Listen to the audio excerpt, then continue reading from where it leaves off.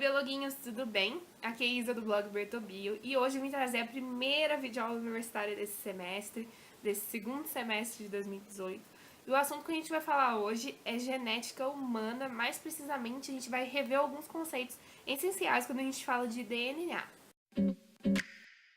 Bom, então a primeira coisa que a gente tem que entender quando a gente fala sobre DNA é que o DNA é o nosso código genético, que é formado por códons. Então vamos lá, a primeira definição aqui desse vídeo. O que é um códon? O códon são 3 letrinhas juntas, por exemplo, A, U, G, né? São 3 nucleotídeos juntos.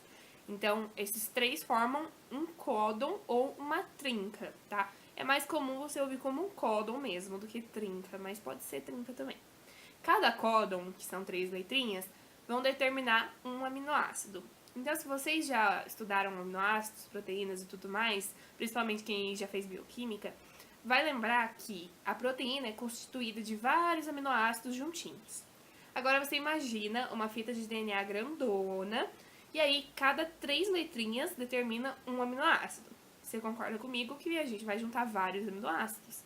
Então, aqui temos 3 letrinhas, um aminoácido, aqui temos 3, um aminoácido, e assim vai. E esses aminoácidos vão se ligando por ligações peptídicas para formar futuramente a proteína.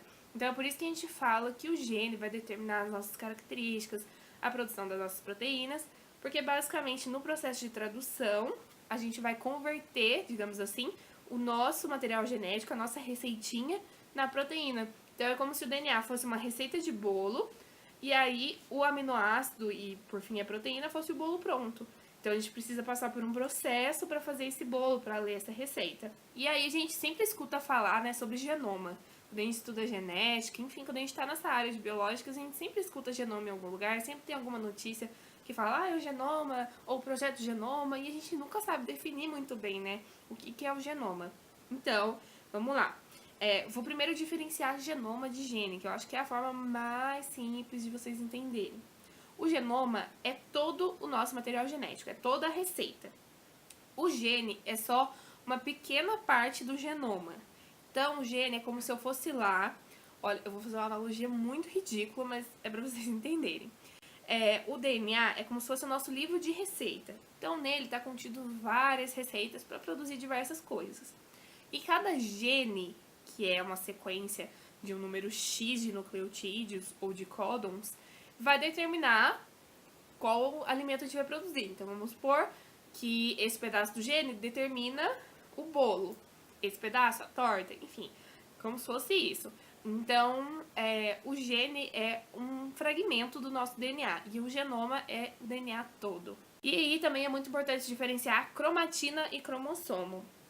Eu sempre guardei muito bem isso, porque cromossomo é o DNA compactado, né? Ele é muito presente, a gente fala muito de cromossomo quando a gente está falando de divisão celular. Então, é aquele DNA que está juntinho. E a cromatina, como diz o nome, olha, pensa que tudo que termina com ina é proteína. Então, cromatina é porque a gente tem o DNA ligado a uma proteína. E essa proteína geralmente chama histona, tá?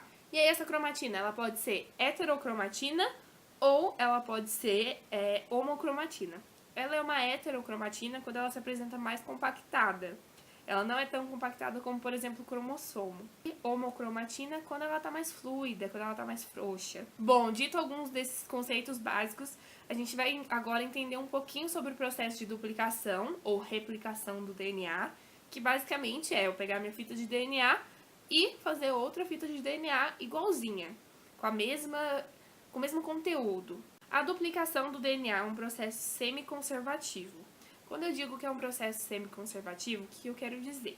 Tá? Eu já vou entrar no processo, porque eu acho que é mais fácil de eu explicar essa característica, já mostrando o processo acontecendo para vocês. Então aqui eu tenho o DNA, tá? Em dupla hélice.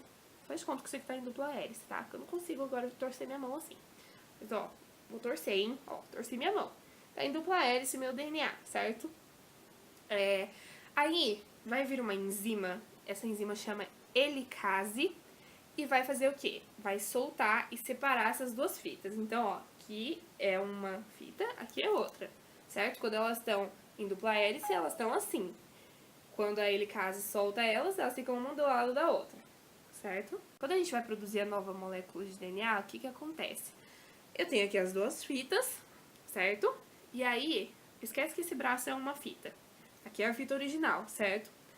A gente vai ter uma sequência aí de acontecimentos, que eu já vou explicar pra vocês, que vai gerar uma fita complementar a essa fita original. Então, por isso que eu falo que é um processo semi-conservativo.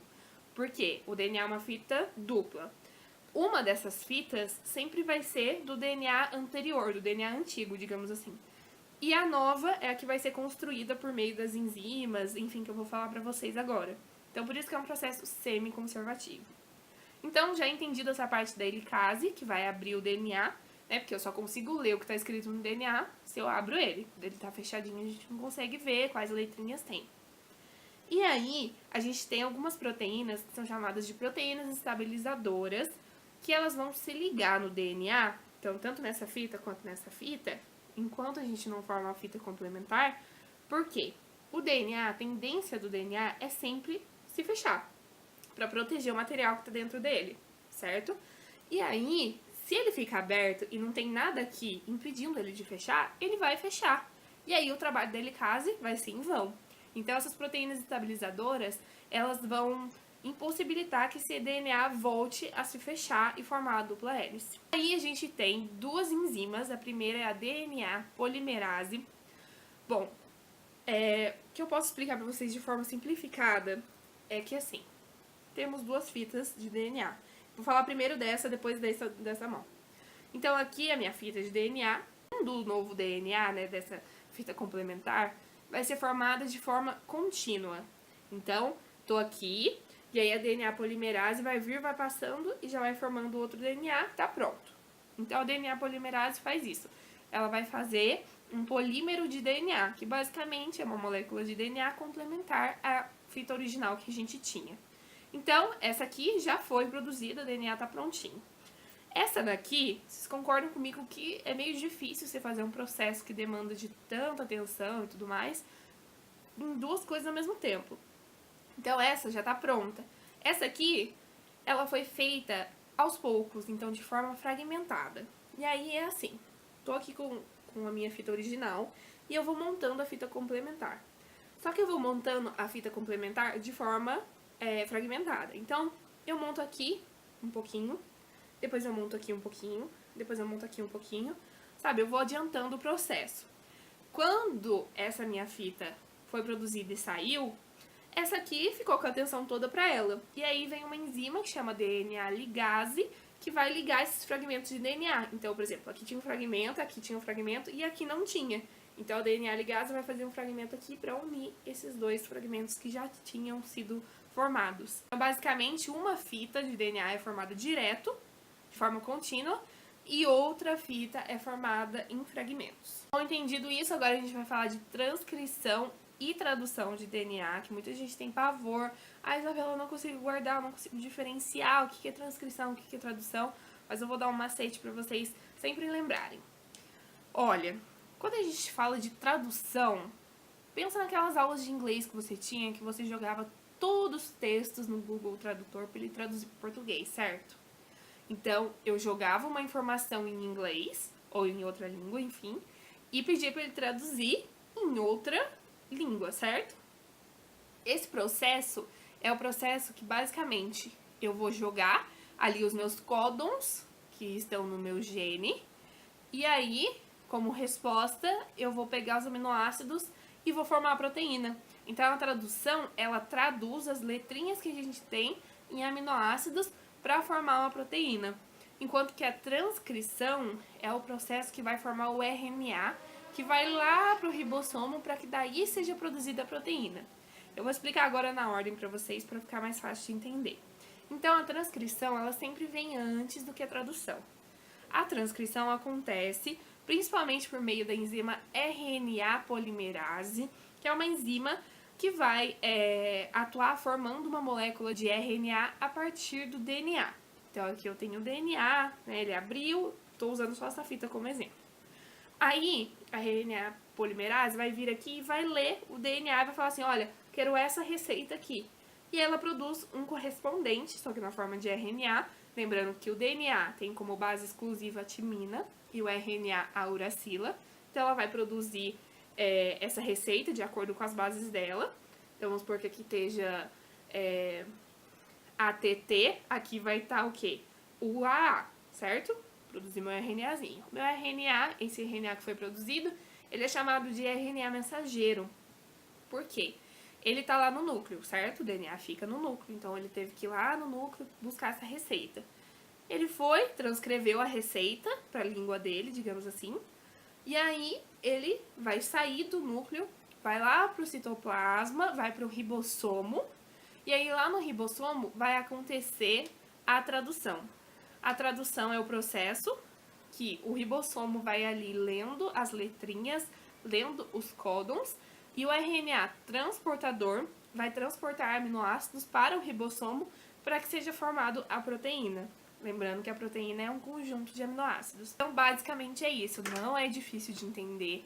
É bem simples. Uma coisa que eu recomendo muito, muito, muito pra vocês é fazer esqueminha. Então, faz esqueminha, faz desenho, porque aí a gente consegue visualizar melhor. Porque é uma matéria, querendo ou não, um pouco abstrata. Mas eu acho que quanto mais a gente tentar ilustrar isso, mais fácil fica, tá bom? Então é isso, essa foi a primeira videoaula do nosso semestre. Eu espero muito que vocês tenham gostado do vídeo. Não se esqueça de deixar o gostei pra mim aqui embaixo e de se inscrever no canal. Esse semestre a gente vai ter videoaula de genética, de parasitologia, de microbiologia, de sistemática vegetal, zoologia dos invertebrados superiores 2. E eu acho que é isso. Ah, e de biologia do desenvolvimento, conhecida antigamente como embriologia. Então, se vocês querem saber um pouquinho sobre algum desses assuntos, se inscrevam no canal, que aí quando eu postar esse tipo de vídeo, vocês vão receber a notificação, tá bom? Então é isso, espero que vocês tenham gostado. Um beijo e até a próxima!